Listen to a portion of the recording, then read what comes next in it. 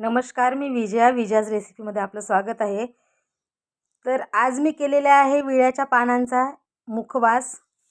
एकदाच बनवा आणि वर्षभर वापरा असा विड्याच्या पानांचा मुखवास आज मी तुम्हाला दाखवणार आहे. तर चला रेसिपी पाहूया.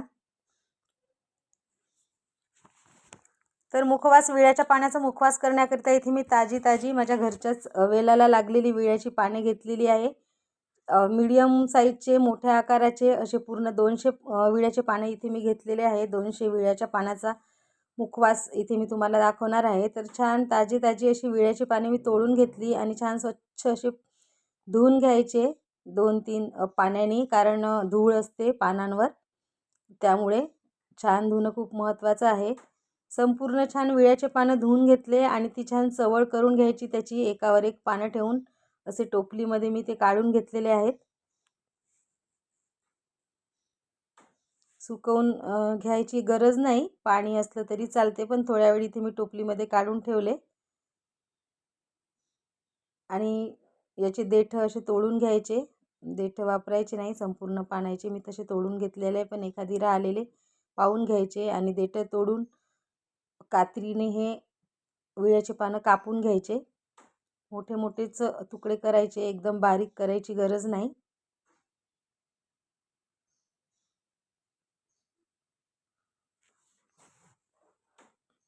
अशा प्रकारे संपूर्ण विड्याचे पानं हे मी कापून घेतलेले आहे.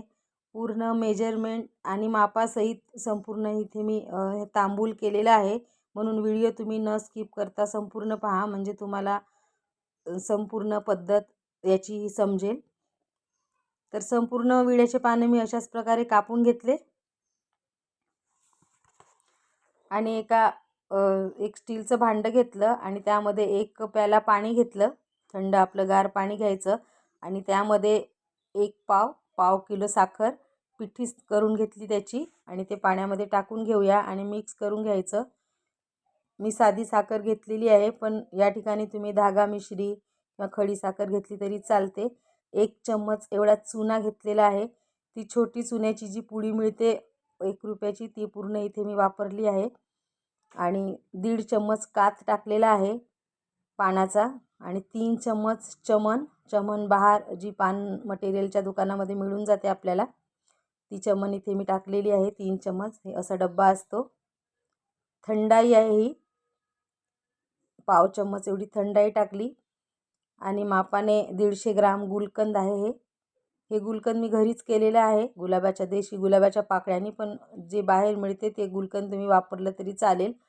100 ग्राम खारकाचे तुकडे, 100 ग्राम धनिया डाळ, 150 ग्राम जाड सोप, वेलची 10 ग्राम वेलची अशी बारीक करून घेतली आणि त्यामध्ये छोटा जायफळचा तुकडा टाकला आणि 5 ग्राम लवंग बारीक केलेले, असं संपूर्ण टाकून छान मिक्स करून घ्यायचं. गुलकंद इथे थोडं घट्ट होतं माझं, त्यामुळे ते विरघळेस्तोवर मी छान असं मिक्स करून घेतलेलं आहे.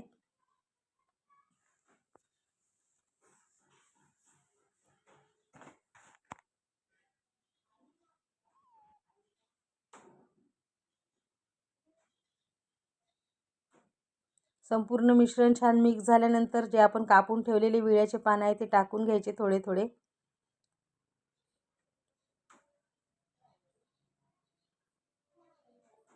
आणि छान मिक्स करून घ्यायचं. संपूर्ण विड्याच्या पानाला तो मसाला लागला पाहिजे, म्हणून छान पद्धतशीर असं छान मिक्स करायचं. मी पूर्ण ते हातानेच नंतर मिक्स केलं, कारण प्रत्येक पानाला पूर्ण तो मसाला आपण केलेला आहे ते प्रत्येकच पानाला छान लागला पाहिजे. त्या प्रमाणामध्ये छान मिक्स करून घ्यायचं. खूप छान हा मुखवास लागतो. जेवण झाल्यानंतर सकाळ संध्याकाळ आपण जर हा मुखवास खाल्ला तर अगदी पान खाल्ल्यासारखं फिलिंग आपल्याला येतो आणि मुखवास खाल्ल्याने जेवणही लवकर पचते, हे माहीतच आहे. तर हे असंच रात्रभर असं मी ठेवून दिलं.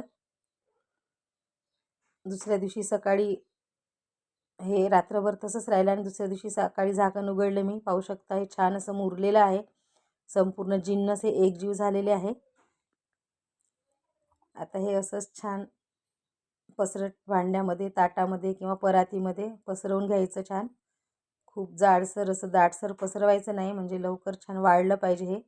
तर इथे मी 200 पानाचं जे केलं तांबूल, त्याला मला 4 परातीमध्ये ते संपूर्ण झालं.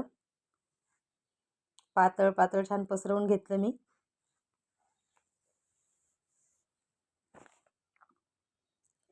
सगळे जिन्नस आणि परफेक्ट त्याचं माप झालेलं आहे, त्यामुळे इतका छान चवीला हा मुखवास झालेला आहे. तर तुम्ही अशा प्रकारे मुखवास करा. पाहू शकता 4 पराती माझ्या भरलेल्या आहे आणि 4 दिवस हे मी छान वाळवून घेतलं उन्हामध्ये. हे 4 दिवसानंतर हे असं वाळलेलं आहे. पाहू शकता पूर्ण छान असं क्रिस्पी आणि कुरकुरीत झालं आहे. असे बारीक तुकडे होतात त्याचे. हे मुखवास तयार झालेलं आहे. आपल्याला जसं पाहिजे असं ठेवायचं असेल तर असंही ठेवू शकता किंवा याचे तुकडे पण करू शकता. एवढं मुखवास माझं झालेलं आहे.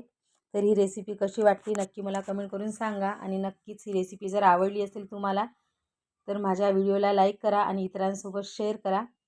आणि अशाच नवनवीन रेसिपीज पाहण्याकरता माझ्या यूट्यूब पेजला सबस्क्राईब करा आणि फेसबुक पेजला फॉलो करा. मस्तपैकी काचेच्या भरणीमध्ये, हवा बंद भरणीमध्ये भरून घ्यायचं हे तांबूल असं, जे मी भरलेलं आहे. दिसायला सुद्धा किती छान सुरेख असा रंग दिसत आहे. पाहू शकता असं छान कुरकुरीत क्रिस्पी झालेलं आहे. एखाद दिवस अजून जास्त ऊन दाखवली तरी चालते, कारण हे आपल्याला साठवणीसाठी ठेवायचं आहे. एकदाच असं मुखवास करा आणि वर्षभर त्याचा आस्वाद घ्या.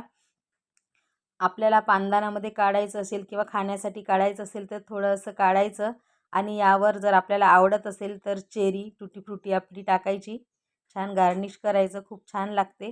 पूर्ण याच्यात मात्र टाकायचं नाही, खराब होण्याची शक्यता असते. म्हणून खाण्यापुरतं काढलं, त्याच्यानंतर आपण ही गोड सोप किंवा ही अशी चेरी टाकायची आणि त्याचा मस्तपैकी आस्वाद घ्यायचा.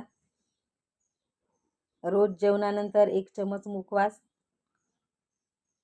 मस्तपैकी तुमच्या जेवणाची रंगत वाढवेल आणि तुम्हाला खूप छान आवडेल. तुमचे पाहुणे पण घरी येणारे खुश होतील. तर अशा प्रकारे तुम्ही पण हा मुखवास करा आणि वर्षभर त्याचा आस्वाद घ्या. मस्त खा आणि स्वस्त राहा. पुन्हा भेटू अशाच एका नवीन व्हिडिओसोबत. तोपर्यंत बाय बाय. असं भरणीमध्ये भरून ठेवा मुखवास.